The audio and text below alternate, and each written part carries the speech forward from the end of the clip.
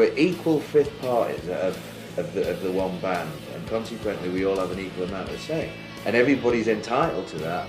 And eventually, throughout the process that we go through, the 5 people evolve a certain direction on any particular song or any particular direction of an album or whatever. I first met the guys in Def Leppard someplace in Munich in some very small grubby bar, and we said a few words, and that was kind of it. And I didn't really know who they were at that point. So I happened to be in Los Angeles like we are now, and they were on at the LA Forum, and I went and sat down there and watched them. No, I went and sat down, and then they came on stage. I had never ever seen anything like this, because from the moment they hit the stage to the moment they went off after the last encore, nobody sat down.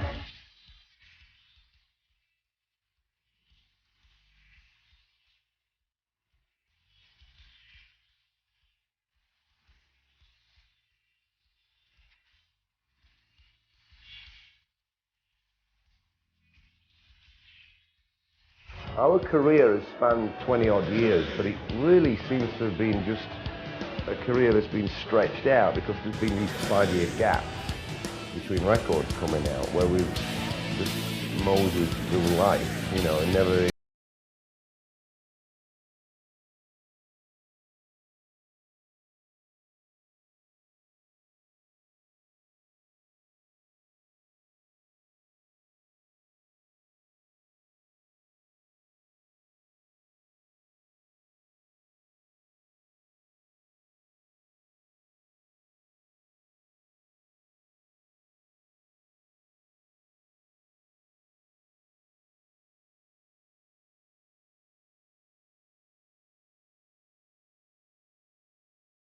and we pull all our experiences together. We have a very tight union, you know, but we have a thing between us. We grew up together, you know, we turned as men. We experienced all these things, you know, birth, death, marriages, divorces, Rick's accident, all of this stuff. And you take that all on board, and you write music as well. And it's a little gang that's allowed to do what it wants to do. there's the magic ingredient that bands like us have that other bands don't, and that's just, it's the chemistry between the 5 members of the band. You can't buy it, you can't plan on it, you can't even educate yourself to have it. You either do or you don't.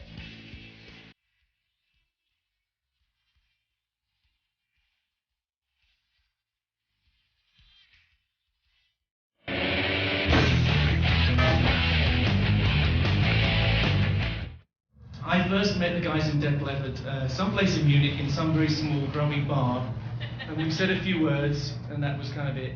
And I didn't really know who they were at that point. The next thing that happened to me was I was producing this young band of English boys, thinking that they wanted to sound like me, but in fact all they wanted to do was sound like Def Leppard. And I became pretty pissed off with this in the end. And they said, well, you should go and see them and you realize what we mean, right? So I happened to be in Los Angeles like we are now, and they were on at the LA Forum, and I went and sat down there and watched them. No, I went and sat down, and then they came on stage. And I had been a lot of times to the Forum in Los Angeles. I mean, I don't know if you know, we used to do this a long time ago as Queen. And I've seen a lot of people play there, but I had never ever seen anything like this, because from the moment they hit the stage to the moment they went off after the last encore, nobody sat down. Everybody was on their feet, everyone was like this, and including me, and I was just totally devastated. So I was a convert at that point. What happened was they knew I was there, and they asked me to come back and play with them the next night. So I was up on stage with them the next night at the Forum, and I will never forget that night. It was something which is kind of burned in my memory forever. We played Traveling Man, I think, and I nearly got blown up by that pyro.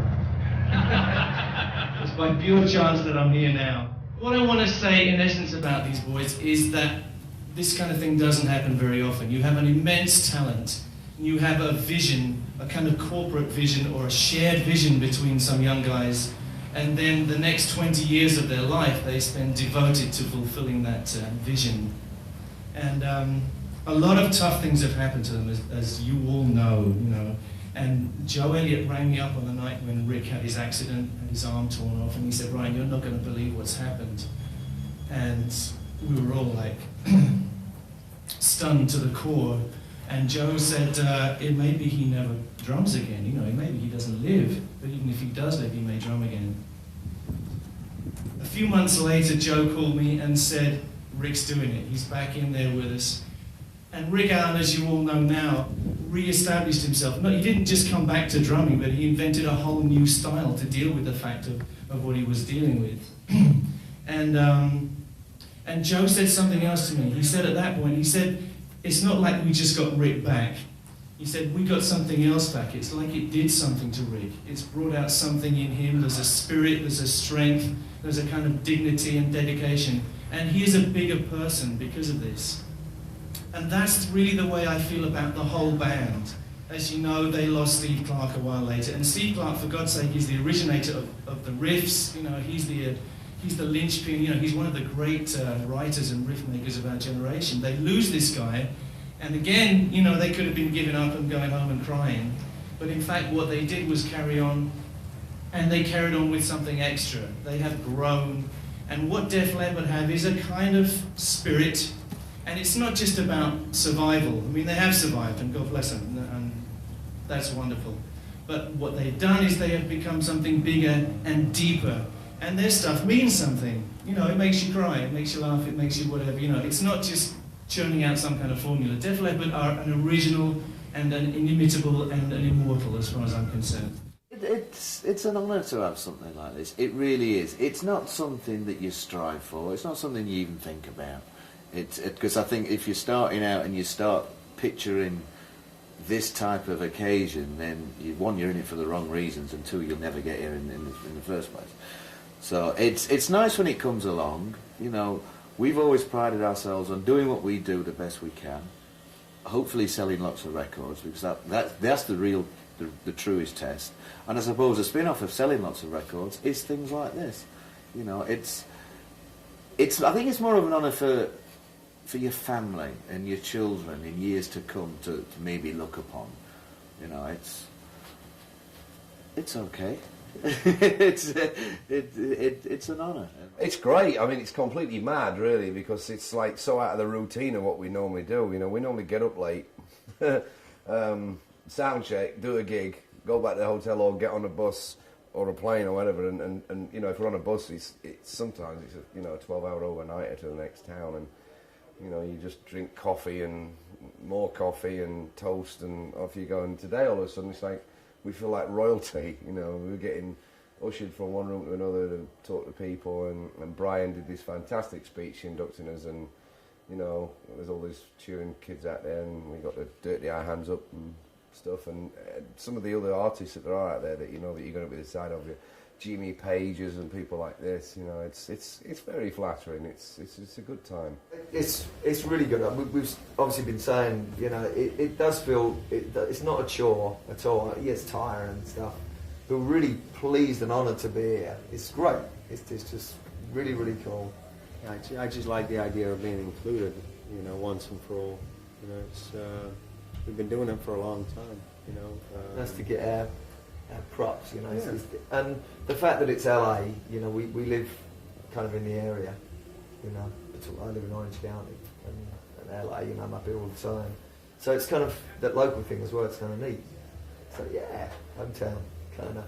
Well, that again was another strange day because, you know, we'd just finished doing the album, and Hysteria had been certified 10 million, so they, you know, brought out this Diamond Award. Whereas normally when you go gold or platinum, what you do is somebody just say, hey, your record's gone platinum, and 6 months later you do a photo session with this disc and your MD, you know, and your manager. Well, because they'd never had them before, they decided to do everybody on the one day, so they made it a big event. So there we were again, same thing. You know, there's Jimmy Page, Elton John, and there's all these like really kind of famous artists, and there's good old Def Leppard in there amongst them all. It's like, this is great, you know. There's not many bands that have done it. To think that we've actually achieved that, it doesn't, you know. We very rarely look back. This band very rarely looks back. We look back when we kind of asked to or told to, almost, you know. We're always looking for the next thing. But occasionally it is nice to stop and smell the roses, I suppose. And, you know, you stand there and you're looking around and you're thinking, good God, you know, there's nobody from the Rolling Stones here, because they haven't done a 10 million selling record. And it's like, wow, you know, when you actually think like that. It was, what got me was the artists that weren't there. That's what really, because, you know, I grew up listening to everybody, and half of those everybody's weren't anywhere close, you know, and that makes you kind of feel proud that you've actually achieved something. Again, I mean, we're talking about Brian May. I mean, he's the guy that introduced us for this honour, and I really have to say that it's when I first heard Queen, it actually changed my life. It made me want to be in a rock band, and a rock band that I'd always kind of listened to the more heavier bands like either Zeppelin or Black Sabbath and that type of, or certain parts of Zeppelin at least. But when I heard Queen, it was the, as Vivian said, the pop thing. It had enough rock element, rock guitars, and this melodic content that came together, and I'd never heard anything like that before. And literally from it was their third album, the Sheer Heart Attack album, that when I was about 13, suddenly just heard and went, wow, I've never heard anything like this. And from then on, it's you come and you get different influences along the way, but that was the definite starting point. And you never really lose that sort of blueprint that you start out with. There isn't really one. I'm a hybrid of 1,000 artists, which is the best way to be.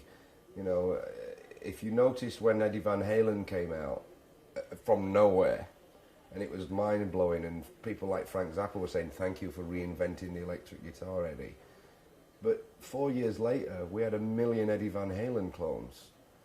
And people say to Phil, you know, where does your style come from for guitar playing? And he says, well, I don't just listen to Eddie Van Halen and try and copy him. He says, I love Eddie Van Halen, but I also love Richie Blackmore and Jimi Hendrix, and I am a bit of all those. And it's the same with me. You know, it's the guy that actually, I think a little spark goes off in your brains when you're normally about 10, 11, 12 years old, and it's like you're either going to be a bank robber, a footballer, or a pop star, you know. And it was seeing Mark Bolan on Top of the Pops doing, well, it was called Get It On in England, it was called Bang a Gong in America. Yeah. Yeah. And it was just seeing, it was, I don't know what it is, because, you know, Mark Bolan was very feminine to a set, you know, feather boas, women's shoes, glitter all over his face. And as a 12-year-old, I was extremely heterosexual, so I don't know what the attraction was. I've never figured that out. I think it's the artistic side of me is a little effeminate, you know, which is fine. I don't have a problem with that. And then Bowie, even the same thing. There's Bowie wearing like leotards and rouge and looking like some kind of kimono doll, or these Japanese dolls and whatever. It's like, but he was doing Starman and John I'm Only Dancing, and it was just mind blowing. But really, it was Bolan and Bowie were the two main things that got me wanting to be in music. But you can't really say I turned out being a copyist of either of them, because I don't remotely fit in anything that they've ever done. I mean, we've occasionally done T-Rex songs live. We've recorded a load of Bowie stuff before. But I don't sound like Bowie, I don't sound like Bolan, I don't act like either of them. But they were such big influences on me just to get me actually in the business in the first place, really. Just the whole English is very different over there, you know. A lot of people still think we live in England. We kind of moved out. I always loved American music, you know, whether it was Motown, Beach Boys, whatever, you know. And it's where rock music comes from. It's part of an American culture. That's how we become fans of it. And that's also one of the reasons people go, you guys sound like an American, but you sing with American accents. And it's because we learn from American bands. So just everything, really. And English radio was very limited. So you had like 1 or 2 stations and pirate stations when we were kids. It's a lot different now, but it's a lot of rave and kind of different types of music going over there. But just growing up, yeah, you heard some of the best American stuff. And that's what really got us hooked. And then later on, it was bands who also got hooked, you know, bands like Zeppelin and the Stones and the Beatles and all that stuff. And we got swept up with that as well. Funny enough, when I joined this band, Joe and I realised that we had both been motivated to get into music by exactly the same person on exactly the same TV show, and that was Mark Bolan and T-Rex on a show called Top of the Pops. So from that point on, I wore my sister's clothes. A considerable amount of her makeup too. So up until that point, you know, like everyone else growing up in the British Isles or in Europe, you wanted to be a soccer player. You know, I was about 9 years old, saw Mark Bolan, and just generally the whole glam. There was a lot of great music came out in the early 70s. And, you know, Elton John was getting into his stride, and the Suede, and dare I say Gary Glitter, and all those glam pop bands. But it was a really good time for pop music, and you know, that's something that I think Def Leppard's all about, is big pop sensibility. Def Leppard is often mistakenly referred to as a rock band. I don't think it necessarily is strictly so. It's always been a song band, with a strong nod of the hat towards melody. There were a certain amount of American bands that I really loved. Like I remember listening to Barnstorm for the first time, on Joe Walsh and whatever, which I thought was incredible. But we also grew up with the whole sort of glam thing in England, which was you know, part of like Sweet and Slade and, you know, Bowie, and later on Queen, they got lumped in with that. So that was also kind of a big influence on all of us, I think.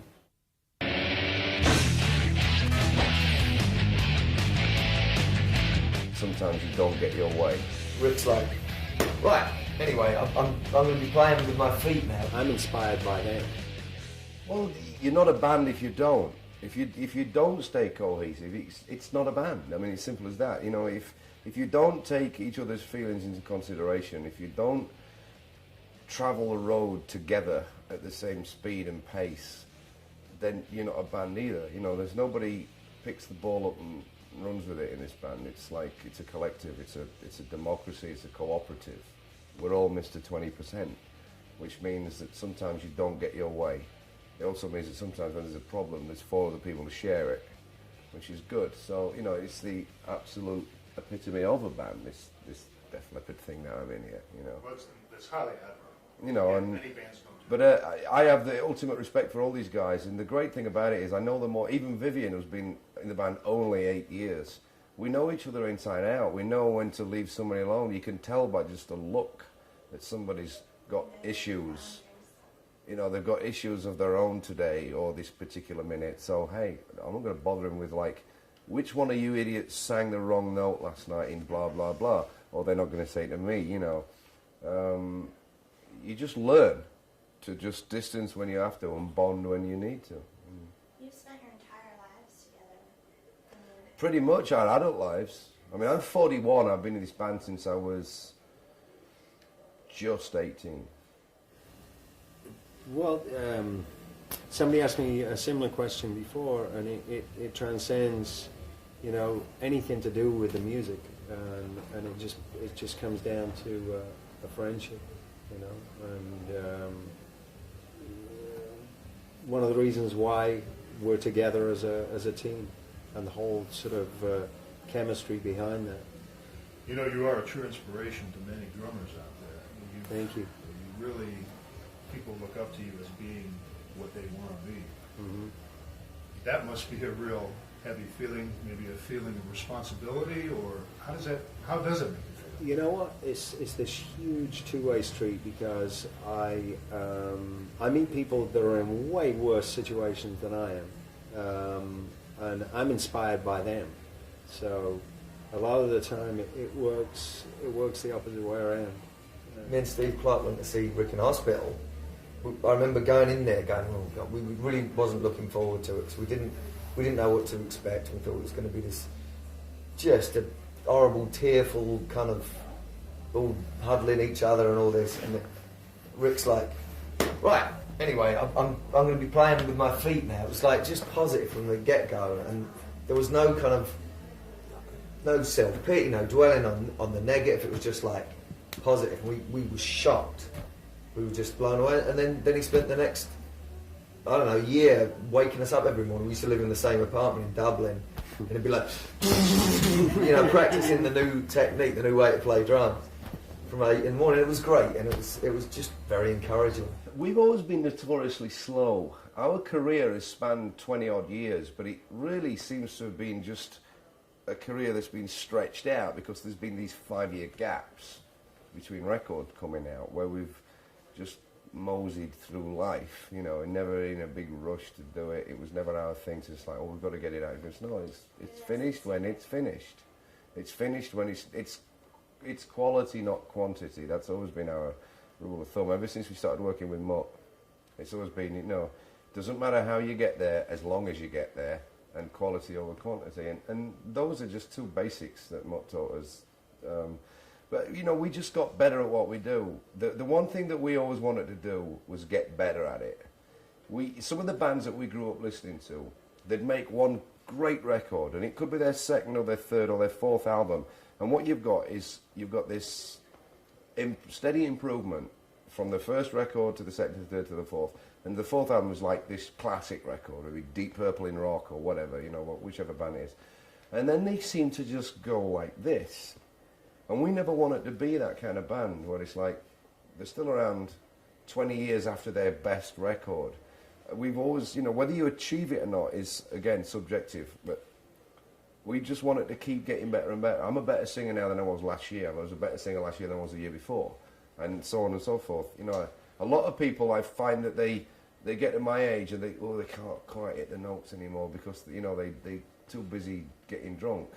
And it's like, my emphasis has always been on, if I'm going to play this game of rock stardom or whatever, and I was never born with the best voice in the world, I have to work a lot harder at it than these other people. I can't afford to mess around. So it's always been my thing, is to get up on stage, leave the ego on stage. I take it, it's like a coat. I put on my leopard skin coat, and that's my ego. I don't have it in the dressing room, I have it on stage. I'll bully, I will tease, I will batter, I will kiss and caress an audience.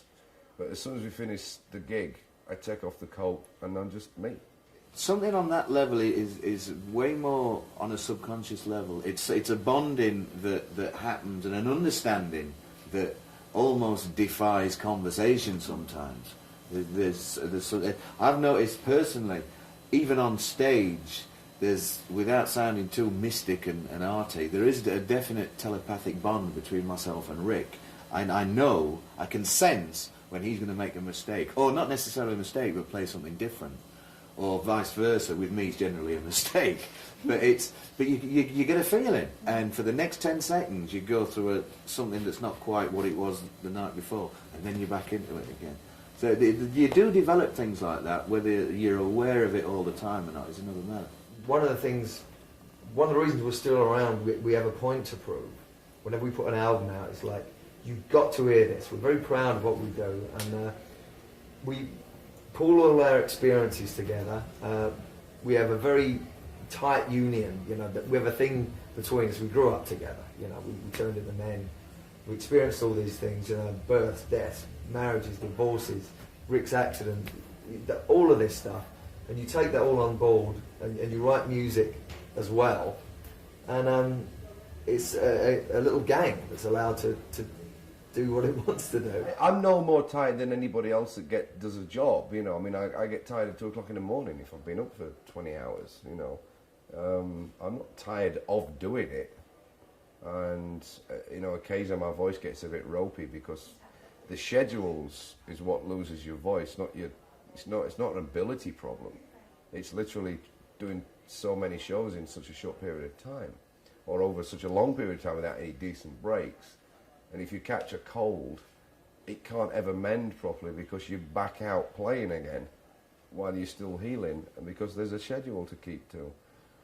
But I'm not tired of this at all. I mean, like I said, I'm 41 years old. I'm actually more enthusiastic about it now than I was then. When you're 20, 21, you never think it's going to end.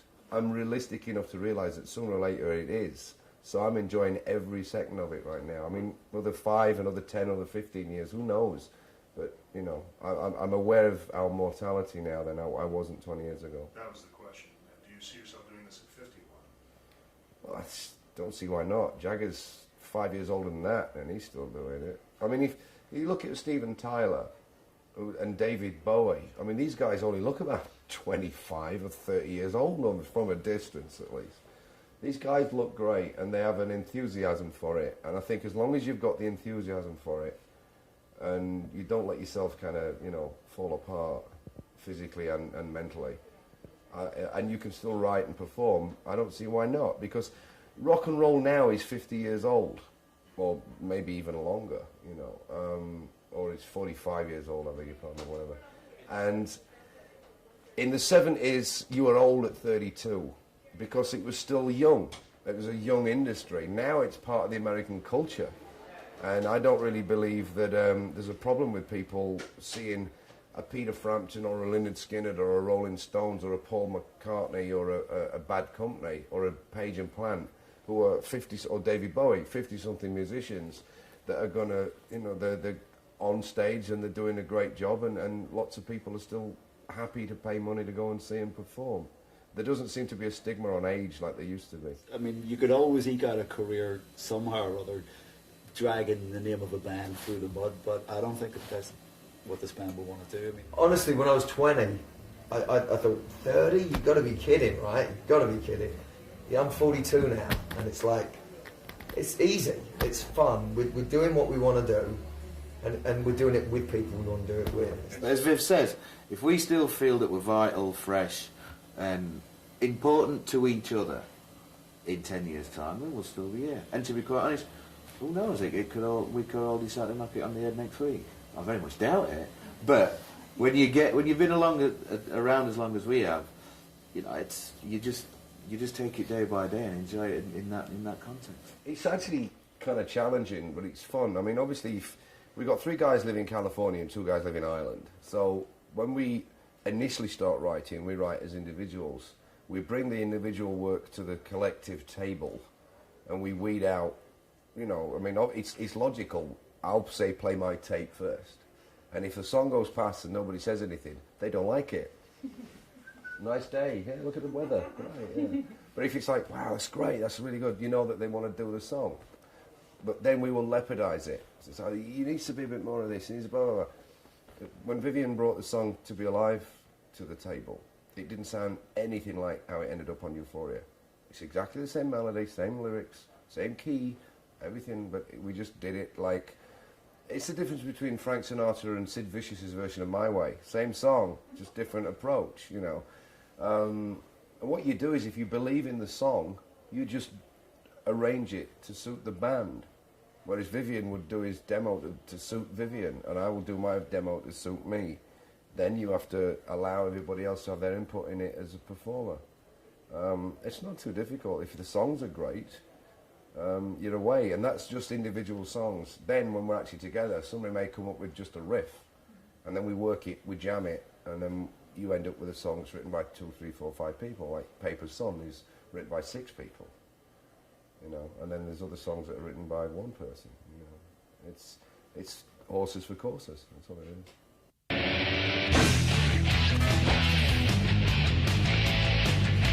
for me, the big difference is the work ethic. If and when we do split, it'll be an end of the world. I couldn't necessarily do very much else. We are collectively all we're ever going to be. We don't know, really. I mean, you've got many theories. Vivian's probably got a better perspective on it, but the rest of us have never known anything else, really. Like, you know, and Viv, you know, he's the new boy. He's only been with us 8 years, you know. He's probably seen a few different bands than we have, you know. Well, for me, the big difference is the work ethic. You know, a lot of bands ride the momentum of their success and try and just get product out there, and, you know, okay, we got 10 or 12 songs for a record, that's it, that'll do. Let's rehearse for 24 hours and go on tour. And with Def Leppard, I mean, there's an awful lot of mental energy is put into every aspect of it, but especially the writing of the songs, and ultimately that's what it's all about. It's about the music. It's not about the hairstyle or the nice trousers or whatever, you know.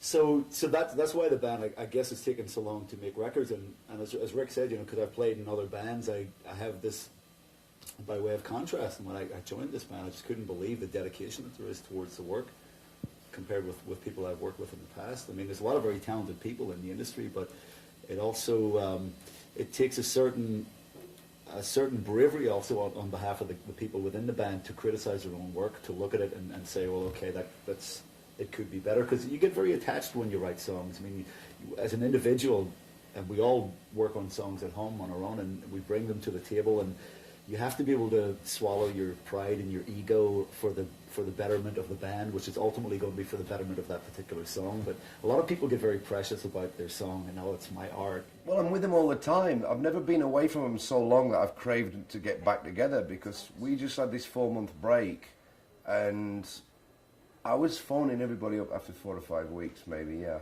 I wasn't so much desperate to jump on a plane and go and, like, male Bond, rolling in the woods naked and covering myself in tree oil and stuff, but we're always together, and we always have been, and I think it's just become what it is without even thinking about it. It's just routine. It's like muscle memory. We are together, and, you know, when we aren't together, there may be, for some of us, for whatever reason, if and when we do split, for some of us it'll be a relief, for others it'll be an end of the world, and it'll take a lot of adjusting to get used to not having the other guys to rely on, and, you know, all of a sudden you've got to make a solo album or do a solo tour or just retire or whatever. But we just are what we are right now, and it's a very difficult question to answer that to be quite honest, because other than just taking the odd bit of time off between tours, we're just always together anyway. So there is a need for it, because, you know, we have a contract with a record company, and we have artistically a need to be with each other, because we're not, you know, we're not idiots. We see how well a Rolling Stones tour and album does compared to a Mick Jagger solo record. He's the biggest rock star on the planet. Nobody buys his solo records. So what's the point of us ever making one? We are collectively all we're ever going to be, really. And we enjoy that. And it's like, if you can accept that, it's not a case of hiding behind anything. It's like just being realistic. Def Leppard is the best shot that we've all got at having a one-on-one with Madonna, Michael Jackson, Elton John, Backstreet Boys, Britney Spears. You know, and, you know, it's the challenge of doing that.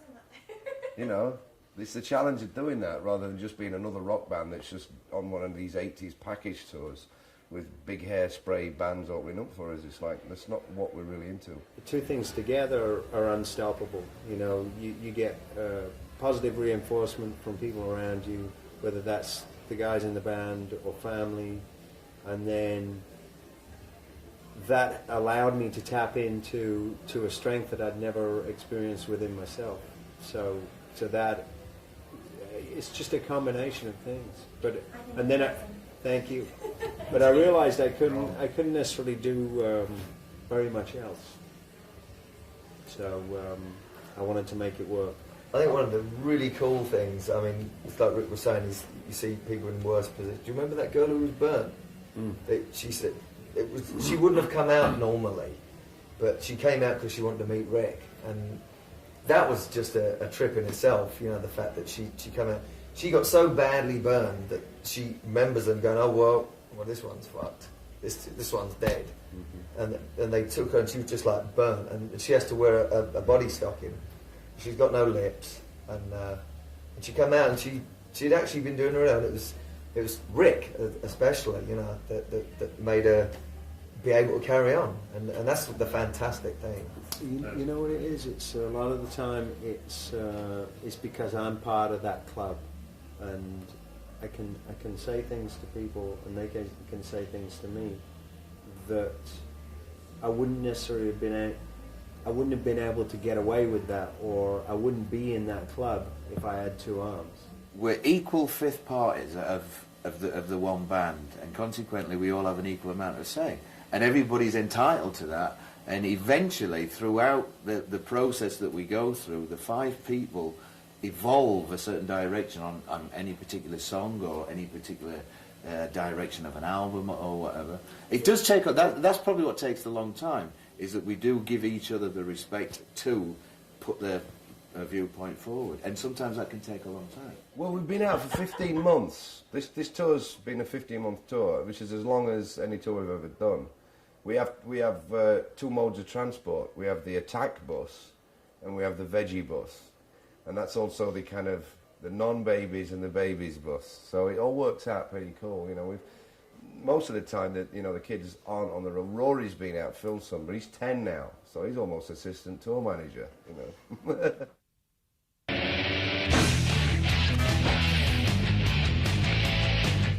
It's the chemistry between the 5 members of the band. It's something that you have to be very dedicated to. The general process, I mean, the touring aspect of things is generally easy. Once we've rehearsed the tours, we go out on stage, we're relatively confident about what we do on stage. That's a bit of a breeze, to be fair. The writing and the recording aspect of it, it's a certain style that we've kind of developed ourselves, but from way back in the mid-80s. And that's a hard thing to keep to, because you do things a certain way to achieve a certain sound and a certain style. And through all the technology, it's not made it that much easy, because if it was, and I'm sure there'd be a few more people or a few more bands of our ilk trying to sound like us. And that is not an easy thing to do, and it's something that you have to be very dedicated to. Well, if I knew the answer to that, I'd bottle it and sell it and open a store and make millions. But my theory is it's a combination of a lot of different ingredients, really. I think we've had the same management since '79, so there's a relationship there that's pretty solid. We've had the same record company since '79, same thing. And we've pretty much been the same lineup since '79, except for obvious, when Steve died, we got Vivian and Phil replacing Pete Willis. But I mean, Phil's been in the band 18 years, and we'd known Phil since '79, so it was a network, you know. We like each other. Music's always been the common goal, and there's the magic ingredient that bands like us have that other bands don't, and that's just, it's the chemistry between the 5 members of the band. You can't buy it, you can't plan on it, you can't even educate yourself to have it. You either do or you don't. Some people are born with the ability to pick up a pencil and draw, perfect. And some people pick one up and they can't, you know, without having lessons or anything. And other people can have all the lessons they want and they're still rubbish.